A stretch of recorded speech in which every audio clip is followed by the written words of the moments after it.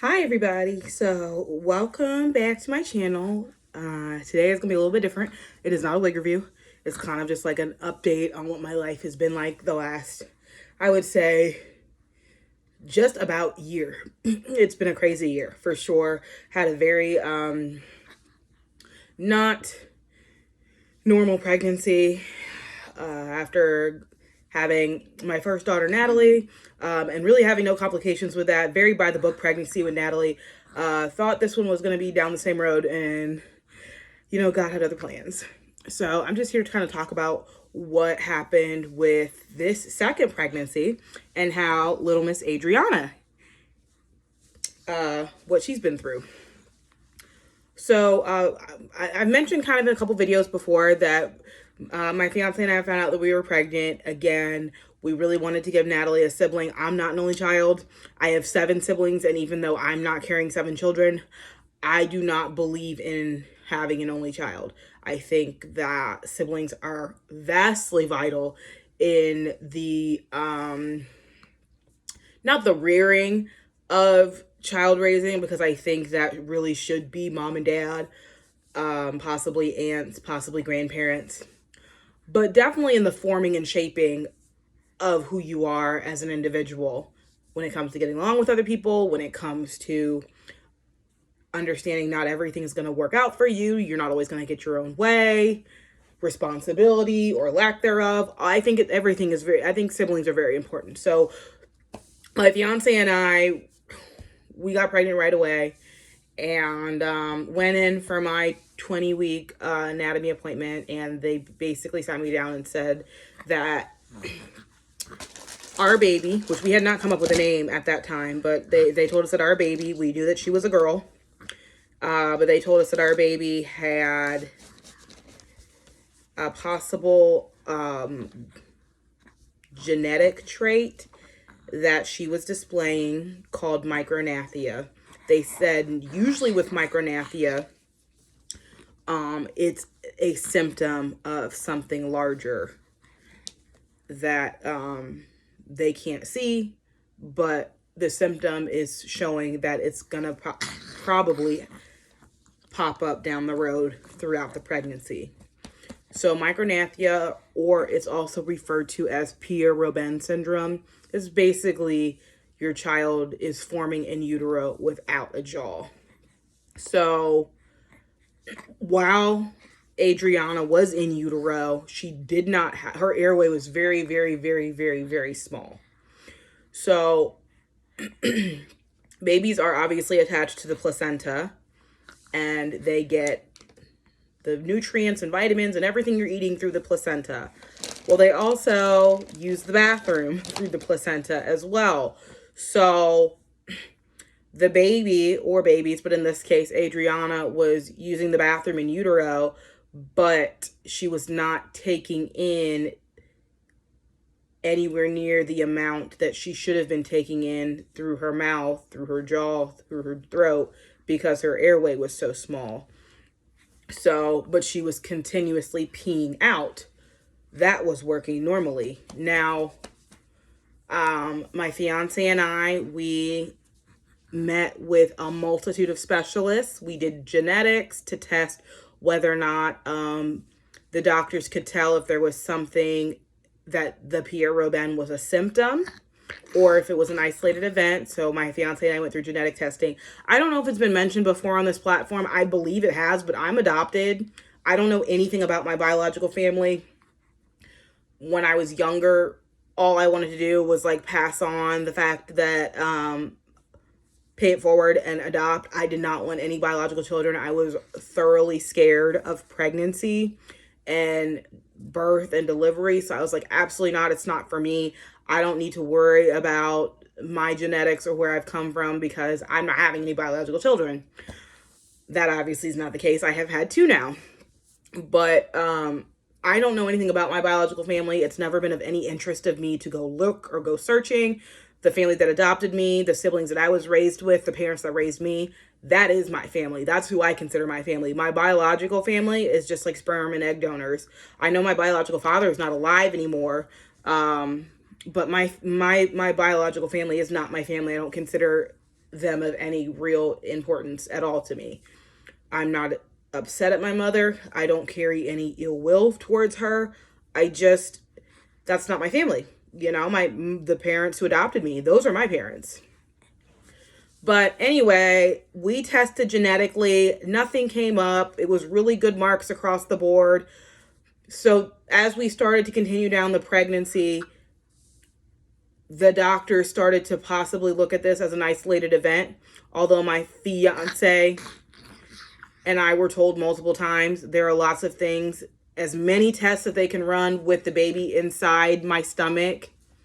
There are things they just can't test for until the baby gets here.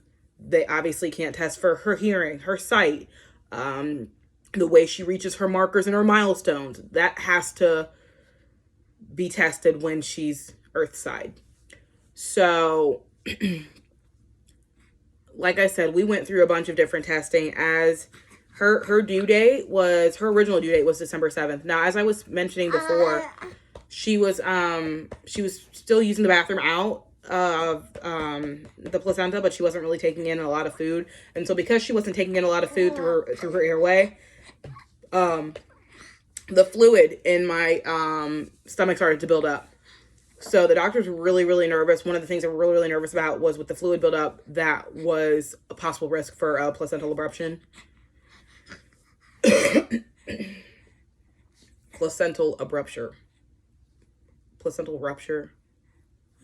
I thought there was an A in there, but that's okay. You guys know what I'm saying. The placenta rips apart from the baby, and you could possibly bleed out. It's actually really high mortality rate, especially among African Americans. But anyway, the doctors were really, really nervous about that. So I was going in. I had 3 doctor's appointments minimum every single week for the last, I would say, 16 weeks that I carried her.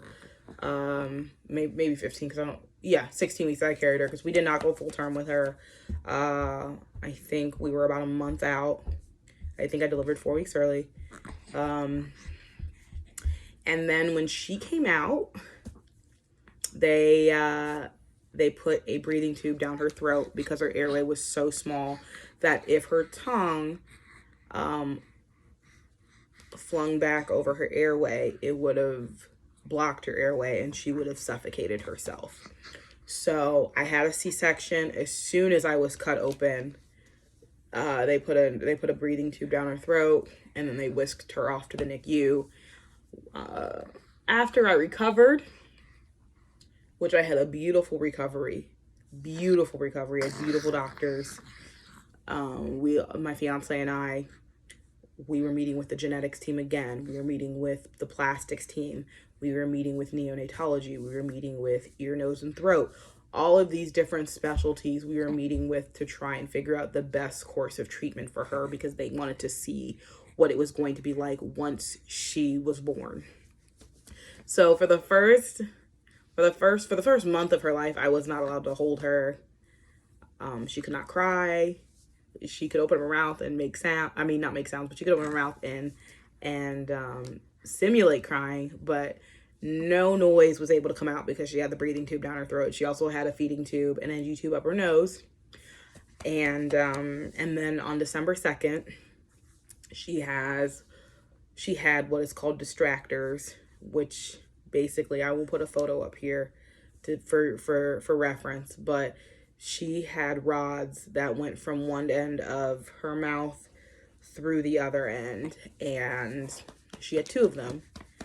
Then went through her jaw, and the plastic surgeon would come in twice a day and would turn the screws and the rods in her jaw so that it would lengthen her jaw.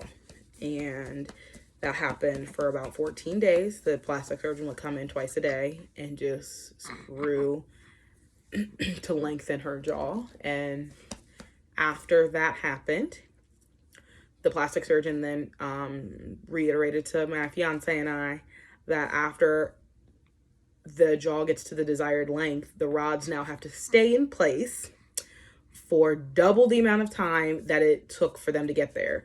So It took them 14 days to get to the desired length, times 2, that's 28 days. So now she had to stay with her mouth open with the rods in place for 28 more days while the jaw started to,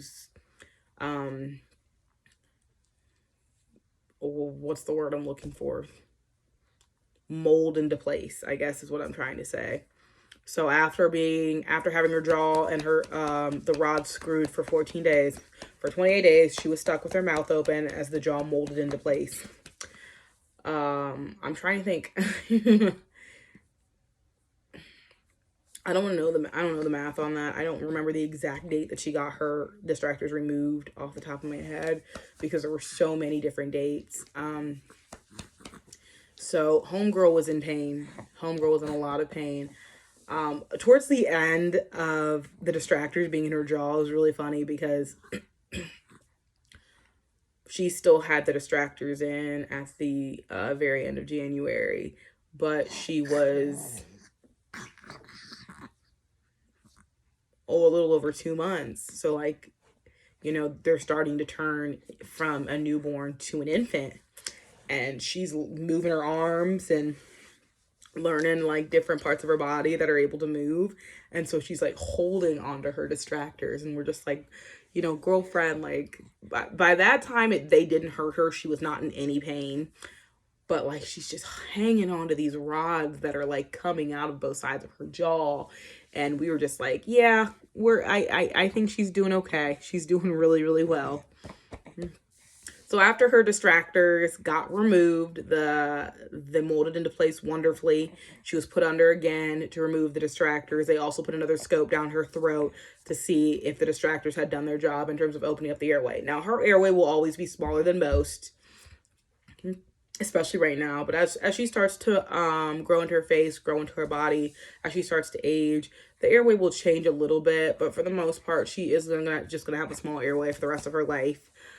She went from feeding tube up her nose to a feeding tube in her belly now. So because she was moving around so much and growing into an infant, before my fiance and I took her home, we both had to put show the nurses on staff that we could put an NG tube up her nose, and it was horrible. Like she screamed in pain every single time, even though the nurses assured us she's not in pain. It's just more irritating than anything.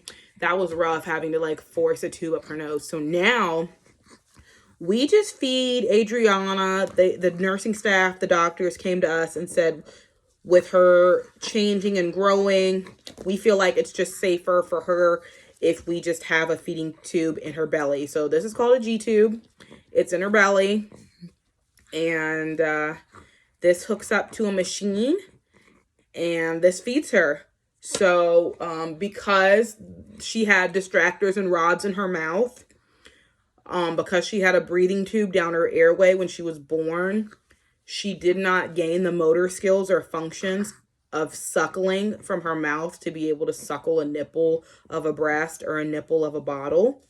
So we are in occupational therapy every week to be able to start getting her used to the bottle. I'm no longer breastfeeding anymore. I breastfed for about 4 months, and then I was like, now I'm transitioning from a 1-child parent to a 2-children parent, and I'm by myself. I was just like, my fiance is on the road 6 days a week, and it was just a lot to do on your own. Now, Adriana was in the NICU for 3 months, so I was able to breastfeed in the NICU with her every day. But when I came home and we were feeding every 3 hours, and I was having to pump every 3 hours, plus I had my 2-year-old with me, it was just, it was a lot. Plus the transition. Natalie, our first daughter, was meeting her younger sister for the first time. It was just a lot of transition, and I just felt like for me to be the best mom that I could be, I needed to cut back on my sleep in terms of me getting up. Not cut back on my sleep. I needed to cut back on the things that were taking away from my sleep. One of them being having to get up and pump every 3.5 hours. It was just, I couldn't do it. And so I had to succumb. So I don't breastfeed anymore. But anyway, so she's back. She's learning how to in occupational therapy, she's learning how to develop the motor skills of her mouth that she never got to use, because she never got to use her mouth for the first 4 months of her life, 3 months of her life. When she first got home, she had never used a pacifier before.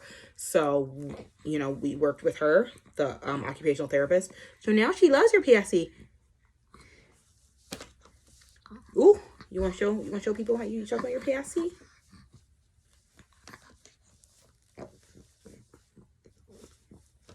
Like, that's improvement. Like, she could not do that when she first came home. Like, she could not hold on to the pacifier. She did not understand that part of holding on to the pacifier meant the suctioning of it. She did not know what any of that, any of that. So that's progress. That's improvement for us. She loves her passy now. It's one of the things that helps her go to sleep now. And I did not even think that was possible 2-3 months ago. So that's my story time as to what I went through with this pregnancy. We still don't really know what caused it. Talking to the genetics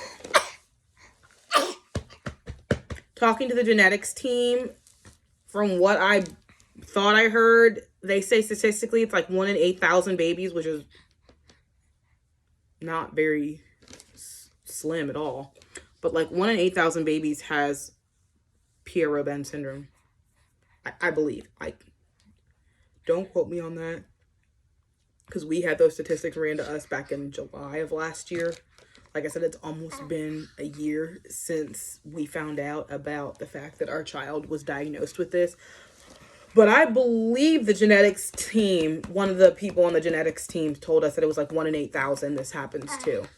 So we don't know why. Like I said, all of our genetics came back positive in terms of there was nothing showing in our genetics as to how this happened.